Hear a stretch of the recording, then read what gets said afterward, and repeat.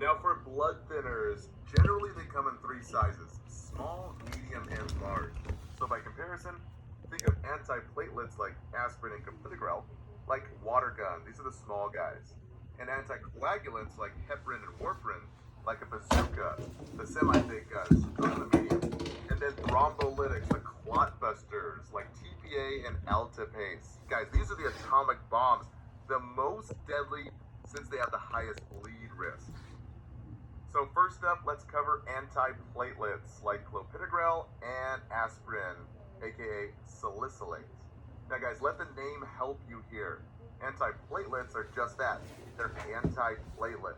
They lower platelet aggregation, so we have a less chance of them sticking together and clogging the arteries.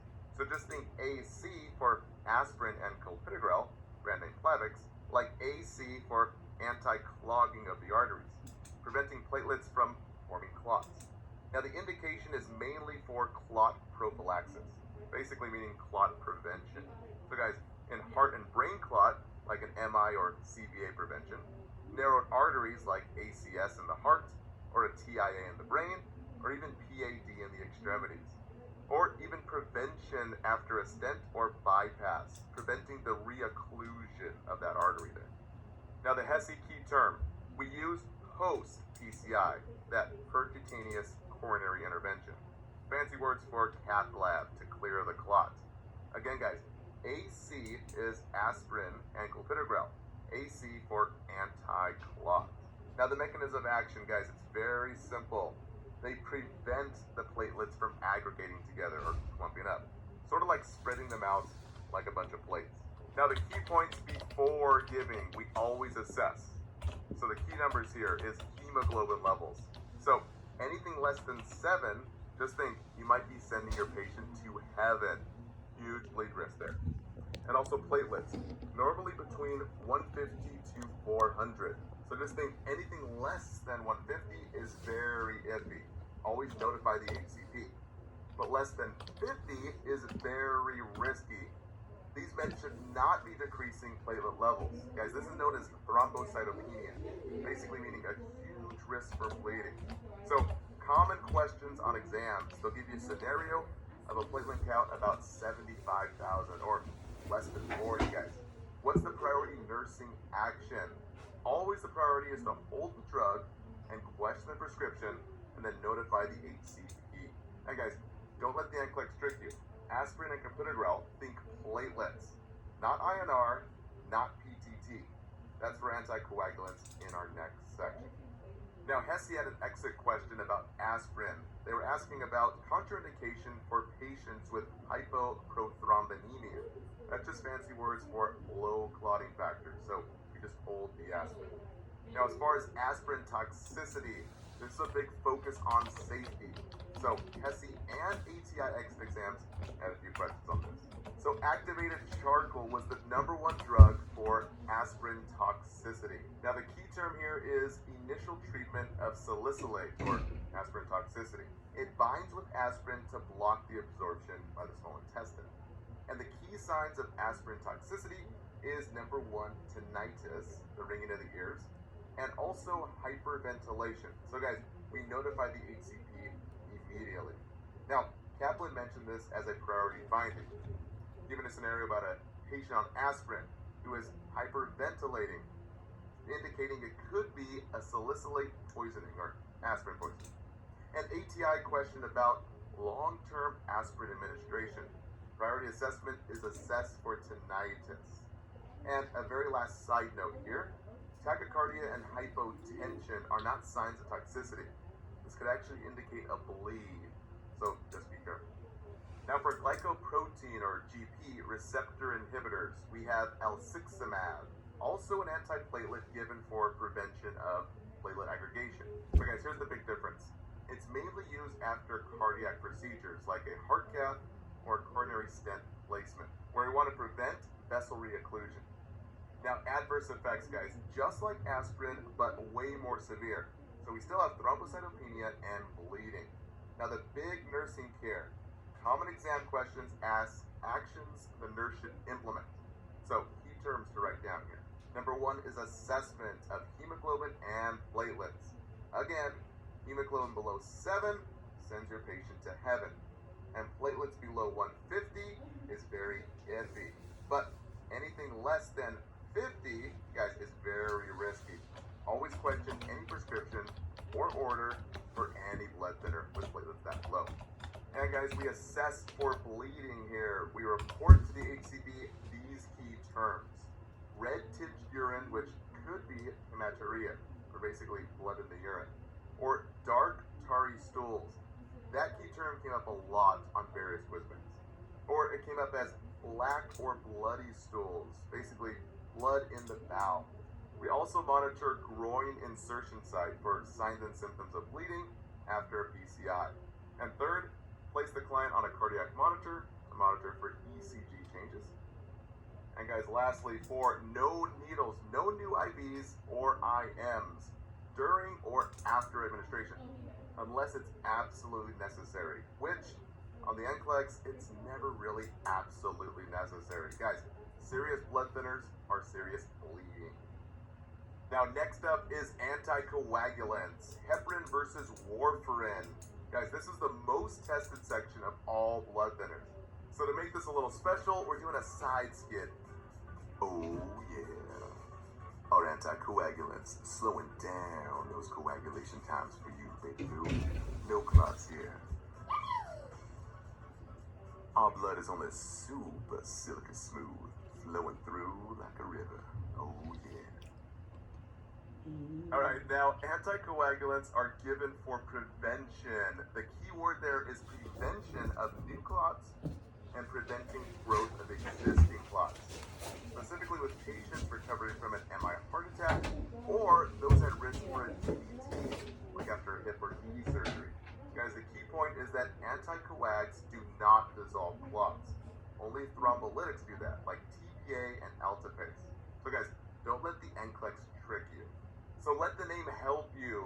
Anticoagulants are anticoagulation, withholding clotting factors in the coagulation cascade, mainly blocking the formation of fibrin, since fibrin forms the seals on the clot.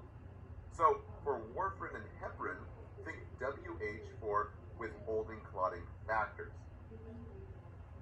Now, heparin works quickly and warfarin works slowly. So think heparin works hella fast, like within 20 minutes. Or think heparin starts in a hurry, but is gone in a hurry, and can only be injected into the patient, IV or sub-Q, like enoxaparin, or lower, lighter weight heparin, which we'll be covering in a moment. Now for warfarin, think warfarin is a weaker start, typically taking 5 days to reach full effect. So warfarin takes a longer time to kick in, but it actually lasts longer and can be taken longer. So guys, just think war in warfarin is like a war, it lasts a long time. Now patients are commonly put on both at the same time.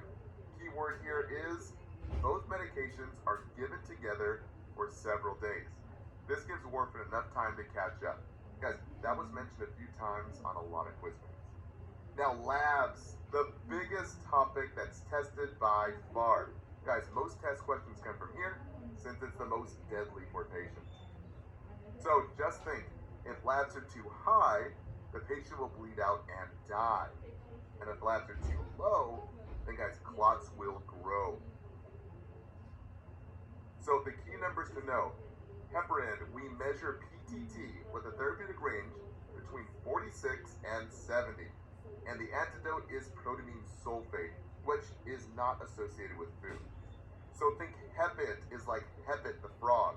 Since frogs are jumping fast, guys, heparin goes fast. So H in hepit is H for heparin. And the P in hepit is for protamine sulfate, the antidote. And PTT, the lab to know again, is 46 to 70 max range. Now guys, be careful. The NCLEX is going to try and trick you.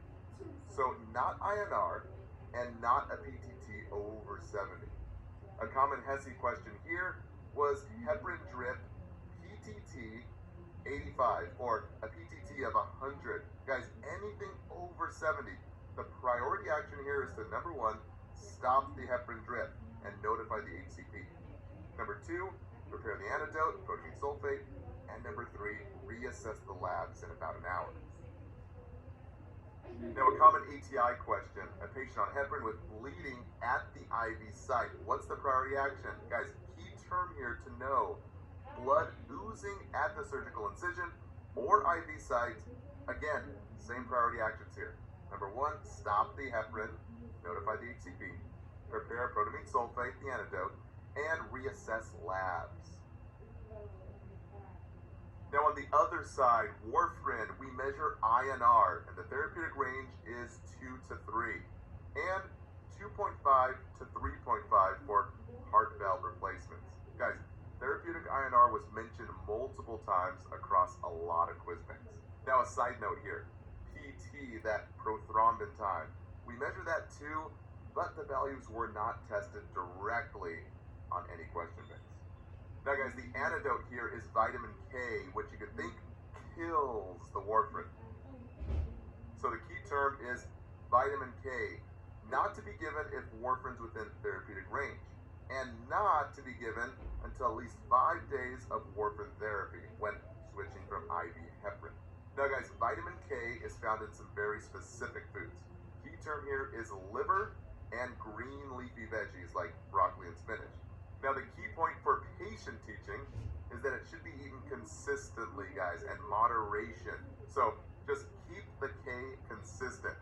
Keywords is not increased, not decreased, and not avoided totally. Just a nice, consistent moderation. Now, don't be tricked. Bananas and oranges are okay. That's for potassium, that is a K plus, not vitamin K. Now, a common ATI question is a client on warfarin. Which statement requires intervention? Well, the statement that includes, I will increase my intake of dark green leafy vegetables. Guys, that's a big no-no, vitamin K. Now, a side note, that's a nice to know. Antibiotics actually increases the risk for bleeding by increasing INR. This is because antibiotics kill the intestinal bacteria that produce vitamin K. And we end up with a vitamin K deficiency, which increases our risk of bleeding. Now the big key point and memory trick here, guys, write this down. Warfarin, think Warkin. Since warfarin takes so long to set in, you're wondering if it's Warkin. So think W in Warkin is for warfarin, the K in Warkin is for vitamin K, the antidote, and Warkin ending with INR. 2 to 3 is the therapeutic range. Now some common exit exam questions here. Giving an INR of 4 or 5. Guys, we're assessing for bleeding and we're getting that vitamin K antidote ready. Or, on the other side of things, the INR of a 2.0 with a patient with ischemic CVA. Guys, we give warfarin to get up to 2.5. Now for patient teaching, warfarin is taken lifelong to prevent clots, like with patients with atrial fibrillation or artificial heart valve replacements. Typically more prevalent in, key term here guys, write this one down, mechanical valve replacements. So another key term, we always do frequent blood tests, definitely needed, to check therapeutic range. Now heparin's different in that it's typically only given for a few days or a few weeks. So heparin IV is usually given after an MI heart attack or a PE in the lung to prevent the clot from growing. And heparin sub-Q ends in parin, like heparin. So just think enoxaparin or enoxaparin, brand name Lovenox, or deltaparin. Guys, these are lower molecular weight heparin, basically a lighter version, sort of like a Diet Coke. They're just less heavy and a less chance of major bleeding, which is a great thing. Now it's given for key term prevention of a DVT after surgery. And as far as administration, we use a 25 gauge needle with 5/8 of an inch. We inject 90 degrees angle.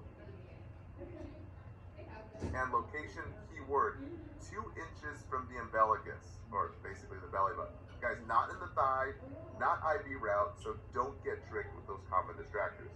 So, number 4, the big no-no here.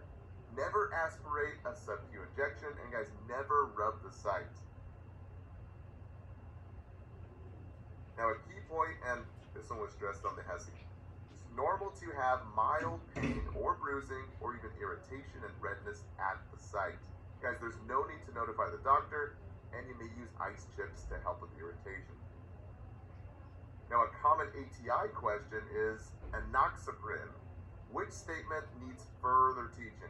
Well, the statement that says, I will inject the med into my thigh. Guys, no, in the umbilicus, near the belly button. And I will need frequent blood tests. Guys, no, that's warfarin. Now, two special considerations for that low molecular weight heparin. We always assess the H&H before, keyword, giving to clients with open fractures. Now, we always notify the HCP and clarify the order of enoxaparin if the H&H is even slightly low. Since, guys, we don't know exactly how much blood has been lost. So, open fractures and H&H low, then enoxaparin is a no-go.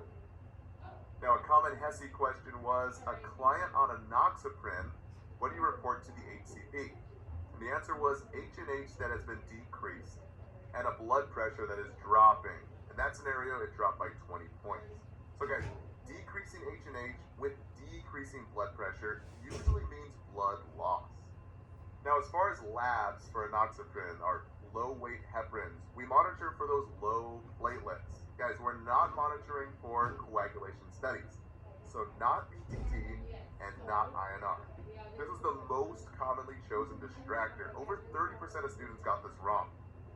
So guys, think of the double P's for parins. So P for parin in enoxaparin, or enoxaparin, is P for platelet focus. So just like aspirin, the key numbers here, platelets should be between 150 and 400. And guys, we hold the med for any platelets less than 50. So less than 50 gets really risky. We hold really any blood thinner. Now, another risk is a deadly condition from any type of heparin. Now, this is called HIT, or heparin-induced thrombocytopenia. This happens if platelets are decreased by half within, key number here, 24 hours after starting heparin of any type. This usually indicates HIT. Guys, very deadly. So think of the triple H's here. H for